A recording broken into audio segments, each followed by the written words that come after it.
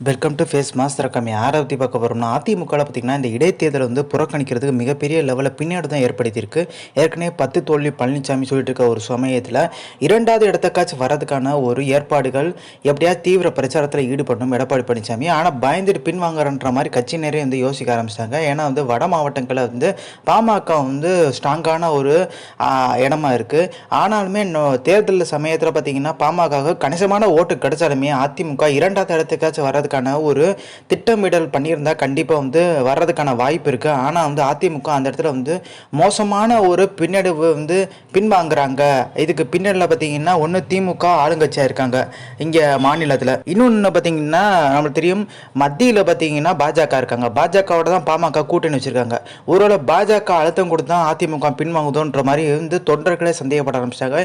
இதனால் எடப்பாடி பழனிசாமி கட்சியில் இருக்க அதிமுகவினர் நிறைய பேர் வந்து விஜய் கட்சிக்கு மாறிட்டு இருக்காங்க. ஏன்னா திமுக 200 தொகுதியில் ஜெயிப்போன்ற மாதிரி வந்து ஸ்டாலின் வந்து ஒரு ஆலோசனை பண்ணியிருக்காரு. நம்ம இந்த தேர்தலில் 2026 200 இடங்களை பிடிச்சிடணுன்றதில்ல.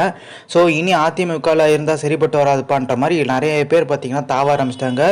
தாவர கட்சி பார்த்தீங்கன்னா விஜய் கட்சியாக இருக்குது. ஸோ இந்த இன்ஃபர்மேஷன் முடிச்சா like share subscribe. Thanks for வாட்சிங் திஸ் வீடியோ.